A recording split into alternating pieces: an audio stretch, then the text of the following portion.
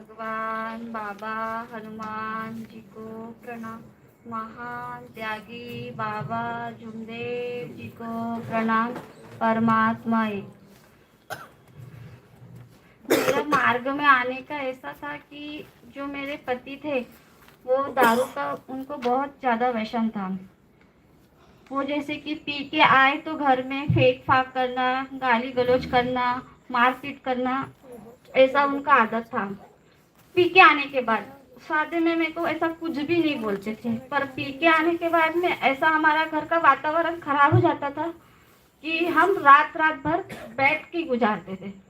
मेरा बेटा है 8-10 साल का और वो और मैं, हमको वो सोने तक को नहीं देते थे, ना खाने को ना पीने को, ना खुद खाते थे ना हमको खाने देते। जैसे उनकी थाली बनाते थे खाने की तो वो उठा के फेंक देने का, और हम वो थाली उठा के रख दिए तो बोलते मेरे को खाना दो, ऐसा करो। नहीं, रात भर कैसे तमाशा करना है वो उनसे उनको पता।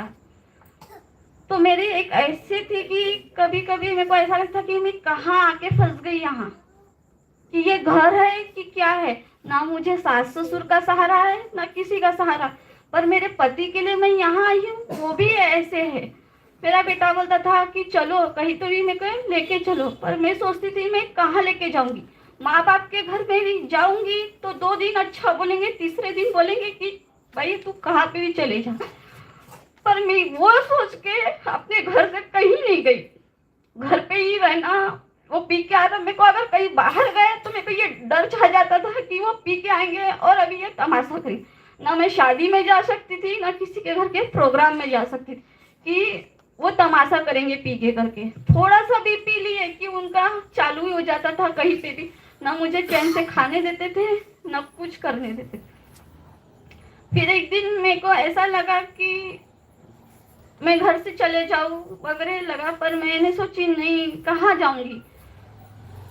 फिर मैं अगस्त के महीने में वो पेशने काकू के पास गई, उनको बोली कि काकू ऐसे ऐसी बात है। तो वो बोले कि नहीं, बोले अभी त्याग का महीना चालू है, बोले तो अभी रुक जा, बोले 8-10 दिन, उसके बाद जाना बोले।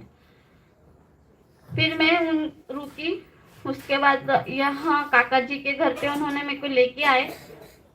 मैं 3 दिन अगरबत्ती लगाई सादा, और उन्होंने बोले कि जब वो पी के आएंगे तो पी के आने देना। वो बोलेंगे कि चिकन बना, मटन बना, बनाने के लिए बोलेंगे तो बनाना। मैंने वो भी किए, वो पी के आए, मैंने बनाए। एक दिन मेरी वो पूजा भी उठा के फेंक दिए। फेंकने के बाद में खुद से ही रात को ही फेंके थे 1:30-2 बजे पी के आने के बाद, और वो खुद ही उठा के उसको 3-4 बजे उठा के लेके आके रखे। फिर मैंने अपना उठी, अपना पूजा वगैरह करी। मेरे को रोज बोलते थे ये क्या करती है, मेरे घर पे नहीं चलेगा, भगवान की पूजा कर, वो क्यों छोड़ दी, ऐसा वगैरह जो भी वो बोलते थे। मैं बोलती थी हाँ कर रही मैं। ऐसे करते करते मैंने 15 दिन निकाले। 15वें दिन में उन्होंने मेरे को बोले कहाँ जाती है, बोले मुझे भी लेके चल। बोले, मैंने बोली मैं कहाँ जाती, मैं कहीं नहीं जाती। नहीं, बोले तू कहीं तो भी जाती है, बोले तू 4 बजे उठ के नहाना धोना, पूजा करती है, अगरबत्ती लगाती है, ऐसे वगैरह बोलने लगे। फिर मैंने बोली आपको ही पता हो तो आप भी लेके चलो मुझे तो इधर का कुछ भी नहीं मालूम। वो बोले कि मैं किसी को ही पूछ के आता हूँ। वो कहीं तो भी गए और पूछ के आए। फिर मैंने बोली जहाँ तो मैं गई हूँ मैं उनको वहीं लेके जाती। मैंने उनको बोली चलो, मेरे को एक काका जी का नंबर है मेरे पास, आप फोन लगाओ, हम चलते दोनों। फोन लगाए काका जी को तो काका जी बोले मैं अभी बाहर हूँ, आप लोग 3-4 बजे आ जाना, मैं उस टाइम पे आऊँगा, आपको फ़ोन करूँगा। काका जी आने के बाद में हमको फ़ोन किए, हम आए। उस दिन से उन्होंने शराब को हाथ भी नहीं लगाए। मुझे ऐसा लगता था कि हमको काका जी, हम आए फिर 3 दिन बोले कि 3 दिन आप लोग साफ सफाई कर लो, बोले पूरे घर का। हम दोनों घर पे गए, दूसरे दिन पेंटिंग वगैरह घर की साफ सफाई पूरी किए। साफ सफाई करने के बाद में हम कार्य लेने के लिए आने वाले थे तो मुझे पीरियड आ गया। पीरियड आया तो मुझे लगा अभी पूजा कौन करेगा मेरी। तो मेरे को ऐसे लगता नहीं था कि वो आदमी 2-2 दिन नहाते नहीं थे। मैं नहाने के लिए उनको इतना बोलती थी कि नहाओ नहाओ, पर वो नहाते तक के नहीं थे। पर मैंने भगवान से यही बोली कि भगवान मेरा तो ऐसा हो गया, फिर मेरी पूजा कौन करेगा। तो मैंने मन में ही ये सोची और उनको बोली आप करोगे क्या। काका जी को फोन लगाए, काका जी बोले देख, बोले उसका ऐसा हो गया, तू पूजा करना बोले।